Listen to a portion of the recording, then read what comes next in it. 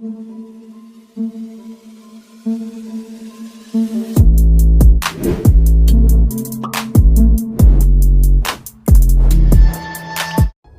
दोस्तों, scary story official में आप सबका स्वागत है। आज की कहानी की तरफ बढ़ने से पहले चैनल को सब्सक्राइब कर लीजिए और अगर कहानी अच्छी लगती है तो प्लीज़ लाइक एंड कमेंट करना मत भूलिएगा। दोस्तों, आज की कहानी एक ऐसी कहानी है जो आप सुनेंगे तो रोंगटे खड़े हो जाएंगे, क्योंकि बहुत ही ज़्यादा डरावनी कहानी है। देर नहीं करेंगे, अब कहानी की तरफ बढ़ेंगे। कहानी है सत्यम की। सत्यम और उसकी पत्नी सिया, ये दोनों लोग एक बड़े शहर में रहते हैं, जहाँ पर एक किराए का घर है जहाँ वो रह रहे हैं। और सत्यम एक बहुत अच्छी कंपनी में जॉब करता है। तो सत्यम ने सोचा कि किराए का घर अभी ठीक नहीं है, क्योंकि एक ही कमरा है और प्रॉब्लम होती है अगर फैमिली से कोई और आ जाए। जैसे मम्मी पापा गांव में रहते हैं, अगर वो आते हैं तो बहुत प्रॉब्लम होती है। तो दोनों ने डिसाइड किया कि एक फ़्लैट ले लेते हैं और फ्लैट में 2 बेडरूम वाला लेंगे तो सही रहेगा। मम्मी पापा भी आएंगे तो वो भी अच्छे से रह सकते हैं। तो सत्यम बताते हैं कि उन्होंने कई जगह पता किया, लेकिन फ़्लैट बहुत महंगे थे और महंगे की वजह से ये लोग ले नहीं पा रहे थे। तभी उन्होंने एक ब्रोकर से बात की और उसने कहा कि कोई अच्छा फ़्लैट हो और जो कम रेट में हो वो मुझे बताना। तो एक दिन ब्रोकर का फ़ोन आता है तो सत्यम रिसीव करता है। उसके बाद वो बताता है कि एक अपार्टमेंट है, वहाँ पर एक फ़्लैट खाली है, अगर आप चाहो तो ले लो। अब सत्यम जाता है तो देखता है कि वो जो फ्लैट है, मतलब उसके आसपास 2 फ्लैट और हैं। तो वैसे तो ठीक था, लेकिन वो थोड़ा अजीब लग रहा था। सिया कहती है कि जब वो अंदर गई थी तो उसे काफ़ी निगेटिविटी महसूस हुई थी। उसने कहा कि हम तो इस फ्लैट में नहीं रह सकते हैं, क्योंकि बहुत ही ज़्यादा अजीब लग रहा है, पता नहीं क्यों, जबकि नॉर्मली था। तो सत्यम कहता है कि मतलब हमें नहीं लेना चाहिए। सिया कहती नहीं, मैं तो इसमें नहीं रहूँगी। तो सत्यम ब्रोकर से बात करता है और कहता है कि भाई हमारी वाइफ तो नहीं चाहती है कि वो इसमें रहे, कोई और फ्लैट हो तो बताओ। तो वो कहता है कि इसके ठीक सामने वाला है, 1 महीने बाद खाली हो जाएगा, तो अगर अब आप चाहो तो वो वाला आप ले सकते हो। सत्यम खुश हो जाता है, कहता है एक बार अगर फ्लैट देखने को मिल जाए तो बेहतर रहेगा। तो जो सामने वाले लोग रहते थे तो उनमें से बाकी लोग तो जा चुके थे, क्योंकि फ्लैट उन्हें खाली करना था। घर में सिर्फ उनके दादाजी थे। ये लोग अंदर जाते हैं और पूरा फ्लैट देखते हैं। वो उन्हें बहुत अच्छा लगा था। तो सिया कहती हाँ, हम ये वाला ले लेंगे, थोड़ा इंतजार ही तो करना है, जब इतने दिन कर लिया है तो 1 महीने और सही। अब ये लोग 1 महीने का वेट करते हैं और उसके बाद ब्रोकर का फ़ोन आता है कि आपका फ़्लैट खाली है। तो अब ये दोनों जाते हैं, उसको रिनोवेट करवाते हैं, अपने हिसाब से उसे करवाते हैं सब कुछ, और वो परफेक्ट रेडी हो जाता है। लेकिन बताते हैं कि जब भी वो अपने फ्लैट में जाते थे तो वो जो सामने वाला फ्लैट था, वो पता नहीं क्यों अजीब सी वाइब से आती थी। लेकिन हमें क्या करना, यही सोच के वो अवॉइड करते थे। फाइनली वो दिन आया और ये लोग शिफ्ट हो जाते हैं। अब अच्छे से रहने लगे थे, कोई प्रॉब्लम नहीं थी और कोई दिक्कत नहीं थी। ये 5th फ्लोर पर थे और 5th फ्लोर को इतना ज़्यादा मतलब दिक्कत वाली बात नहीं थी। इन्होंने सोचा चलो अच्छे से मैनेज हो गया है सब कुछ, और मम्मी पापा को भी फ़ोन कर देते हैं कि अब वो यहाँ आ जाएंगे। लेकिन पापा कहते हैं कि बेटा अभी 2 महीने तक तो हम नहीं आ सकते हैं, क्योंकि गाँव में घर बन रहा है और उसका भी काम बहुत ज़रूरी है। तो जब वो कंप्लीट हो जाएगा तब हम आएंगे। सत्यम कहता है ठीक है पापा, बीच में मैं भी आऊँगा और पैसे की अगर कोई दिक्कत हो तो वो आप बताइएगा। वो कहते ठीक है। अब सब कुछ ठीक था। सत्यम सुबह ऑफिस चला जाता था, सिया घर में रहती थी। सिया ने देखा कि एक दिन जो सामने वाला फ्लैट है उसका दरवाज़ा खुला हुआ है। तो कहती है लगता है इसमें कोई रहने आया है। तो जब झांक कर देखती है तो अंदर एक औरत है और उसका एक बच्चा है छोटा सा। दोनों खेल रहे हैं आपस में। पीछे से देखा था, उनका फेस नहीं देख पाई थी। तो कहती है चलो अच्छा है, अगर कोई फैमिली आ भी गई है तो हमें मतलब सही रहेगा, क्योंकि अगर सामने खाली फ्लैट है तो थोड़ा अजीब लगता है। चलो अब चहल पहल रहेगी, बच्चा भी है तो ठीक है। अब ये अपना काम करने लगती है। सब कुछ ठीक था। शाम को जब सत्यम आता है तो ये सत्यम से बताती है कि सामने वाले फ्लैट में शायद कोई शिफ्ट हुआ है। सत्यम कहता है चलो अच्छी बात है, अब तुम्हारा भी मन लगा रहेगा और मैं भी टेंशन से मुक्त हो जाऊंगा। सिया हंसने लगती है। थोड़ी देर बाद बेल बजती है। अब सत्यम जाता है, गेट खोलता है तो सामने से एक औरत थी और उसके साथ में बच्चा था। वो कहती है कि हमने अभी आपको देखा, तो आप लोग अभी नए आए हो? तो ये कहते हैं हाँ, हमने भी अभी शिफ्ट किया है और सुना शायद आपने भी अभी शिफ्ट किया है। तो वो कुछ बोलती नहीं है। कहती है चलो पड़ोसी अच्छे मिल गए हैं और हमें भी अच्छा लगेगा। तो सत्यम उन्हें अंदर बुलाता है। तो वो कहती है कि नहीं, हम अंदर अभी नहीं आ सकते हैं, अभी मैंने नहाया नहीं है। सिया कहती है ये अजीब है, मतलब नहाया नहीं है तो अंदर नहीं आ सकती। तो वो कहती है मैं नहाने जा रही हूँ, उसके बाद ही मैं आकर मिलूँगी। वैसे तो आप लोग भी शाम को हमारे घर चाय पे आइएगा। सिया कहती है ठीक है, कोई बात नहीं। अब रात का 8 बज रहा था। सत्यम 6 बजे आ गया था, 2 घंटे बाद। सिया कहती है सत्यम से कि चलो वो सामने वाली ने बुलाया था, अब दोस्ती करनी है तो कुछ तो शुरुआत करनी ही होगी। अब ये दोनों उनके घर जाते हैं। वो दरवाज़ा खोलती है और अंदर ये लोग जाते हैं। देखते हैं घर में कोई ज़्यादा सामान नहीं है, 4 कुर्सियाँ पड़ी हैं और एक छोटी सी टेबल है, और वो भी टूटी फूटी सी है। मतलब कुछ अजीब सा लग रहा था, मतलब ऐसा नहीं लग रहा था कोई नया शिफ्ट हुआ है। तो वो नया सामान क्लियर, सब कुछ साफ़ सफाई होनी चाहिए थी, लेकिन ऐसा कुछ भी नहीं था। वो औरत भी बड़ी वैसी लग रही थी, दुखी सी लग रही थी। तो सिया उससे पूछती है तुम ठीक तो हो और तुम्हारे हस्बैंड कहाँ हैं? तो वो कहती है मेरे हस्बैंड गुजर चुके हैं और उन्हें गुजरे हुए बहुत समय हो गया है। मैं हूँ और मेरा बेटा है, हम ही यहीं पर रहते हैं। तो सत्यम कहता है कि अरे ये तो बहुत दुख हुआ सुनकर। तो आपको अगर किसी चीज़ की ज़रूरत हो तो आप हमसे हेल्प मांग सकती हैं। तो वो कहती है कि हाँ, इसीलिए तो मैं मिलने आई थी कि अगर पड़ोसी हैं तो कभी ना कभी काम तो आते ही हैं, और आप लोगों को भी कोई ज़रूरत हो तो आप हमारे पास आ सकते हैं किसी भी हेल्प के लिए। सिया कहती है हाँ हाँ बिल्कुल, क्यों नहीं। अब चाय पीते हैं, पर सिया को वो चाय थोड़ी अजीब सी लग रही थी, तो सिया आधा कप पीती है और रख देती है। सत्यम तो किसी तरह पी लेता है, क्योंकि वो सोचता है कि कहीं उनको बुरा ना लग जाए। तभी ये देखते हैं कि एक फ़ोटो है, इनकी फैमिली फ़ोटो होगी शायद।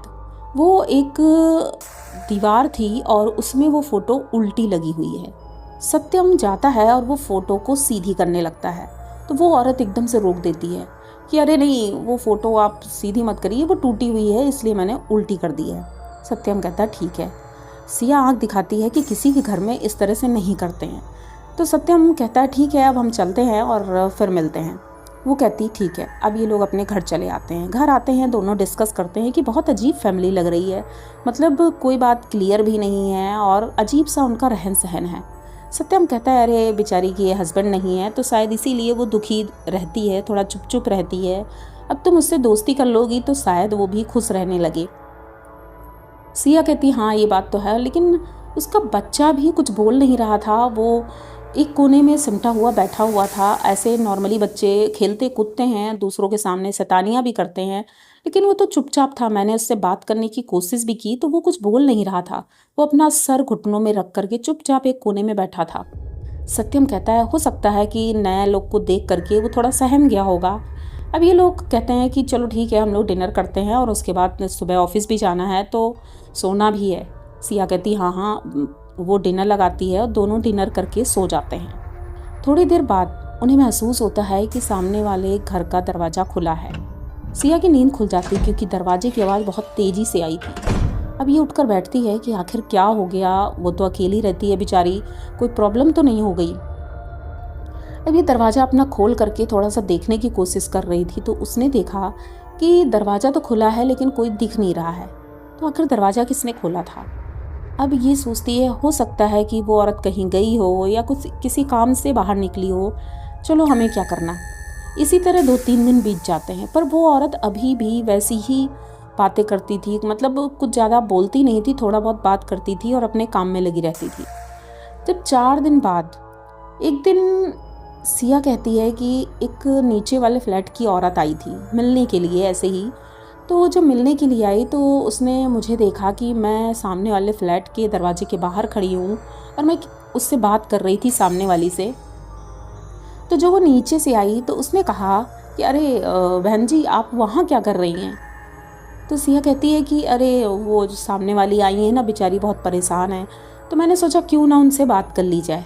अब वो औरत मेरा मुंह देख रही है। सिया कहती है मैं एकदम चौंक गई कि ये इस तरह से मेरा मुंह क्यों देख रही है, आंखें बड़ी बड़ी करके। तो तो मैंने कहा क्यों, क्या हुआ बहन जी? तो वो कहती कि नहीं कुछ नहीं। तो कहती चलो अच्छा हमारे घर चलो, आप बैठो चाय नाश्ता करो। वो औरत इनके घर जाती है और कहती है कि सामने तो मतलब, तो वो कहती हाँ हाँ उनका एक बच्चा है और वो उनके पति नहीं है, बेचारी बहुत परेशान है। तो ये कहते किसकी बात कर रही हो आप?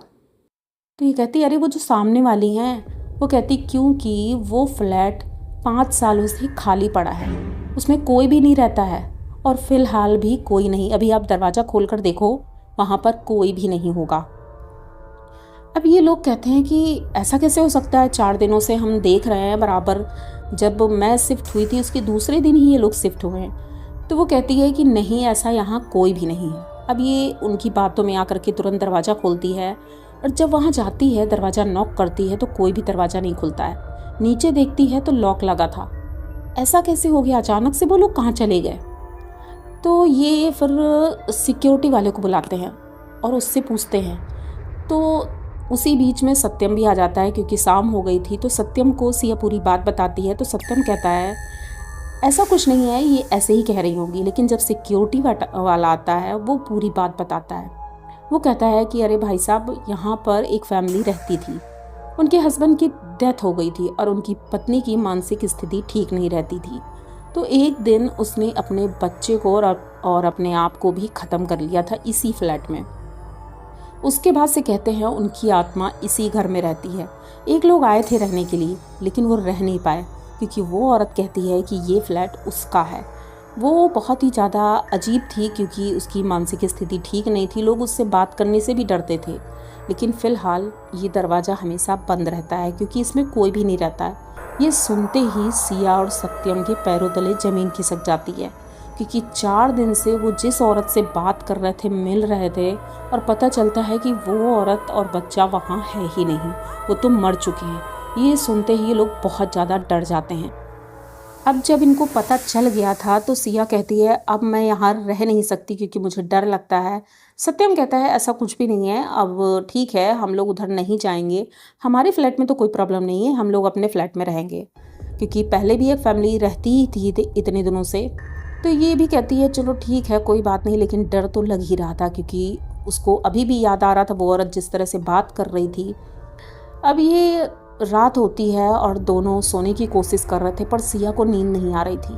अचानक से कोई दरवाज़ा नॉक करता है। इस बार बेल नहीं बजाई, दरवाज़ा नॉक किया जा रहा था। सिया एकदम से उठकर बैठती है और सोचती है इतनी रात में दरवाज़ा कौन नॉक कर रहा होगा।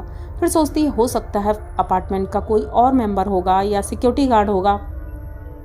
तो ये दरवाजे के होल से देखने की कोशिश करती है और जैसे ही देखती है सामने वही औरत खड़ी थी, गोद में बच्चा था। उसे देख करके सिया एकदम से चीख देती है। सत्यम उठकर जाता है और पूछता है क्या हुआ है। तो सिया पूरी बात बताती है। सत्यम भी जब होल से देखता है तो उसे कोई नहीं दिख रहा था लेकिन सिया को वो दिखी थी। अब ये सिलसिला इनके घर में रोज चालू हो गया था। रोज दिन में भी रात में भी उसे दरवाज़ा नॉक करने की आवाज़ सुनाई देती थी और जब देखती थी तो वही औरत थी। इस वजह से सिया अब घर के अंदर ही रहती थी, वो बाहर निकलती ही नहीं थी, अपने घर का दरवाज़ा तक नहीं खोलती थी। इस वजह से सिया इतना ज़्यादा डिप्रेशन में चली गई थी, इतना ज़्यादा परेशान हो गई थी। रात में बुरे बुरे सपने आते थे और यही आवाज़ आती थी कि अब तुम मेरे घर नहीं आओगी, अरे चाय पीने तो आ जाओ, दोनों लोग आ जाओ, चाय पियेंगे साथ में, हम लोग इतने अच्छे दोस्त बन गए हैं। सिया एकदम से उसका दिमाग ख़राब हो गया था, उसकी तबीयत बहुत ज़्यादा ख़राब हो गई थी। सत्यम ने कई हॉस्पिटल में दिखाया लेकिन सिया की हालत ठीक नहीं हो रही थी। तब डिसाइड करते हैं, उनकी माँ का फ़ोन आता है कि तुम दोनों गांव आ जाओ। अब ये लोग गांव जाते हैं तो उनकी मम्मी एक मंदिर में पूजा करवाती हैं और सिया तब जाकर धीरे धीरे ठीक होती है। उसी दिन से सिया ने कह दिया था कि हम उस फ्लैट में नहीं जाएंगे क्योंकि उस औरत की आत्मा शायद सिया को अपना दोस्त समझने लगी थी और वो इसके पीछे पड़ गई थी। ये बात सिया आज भी नहीं भूल पाती है क्योंकि वो एक एहसास बहुत ही ज़्यादा डरावना था। तो आप लोगों को सिया और सत्यम की ये कहानी कैसी लगी? अगर अच्छी लगी हो तो प्लीज़ चैनल को सब्सक्राइब करिए, लाइक कमेंट करिए, शेयर करिए और बने रहिए क्योंकि इसी तरह की नई नई कहानियाँ मैं लेकर आती रहती हूँ। तो मिलते हैं फिर किसी नई कहानी में, तब तक के लिए डरते रहिए।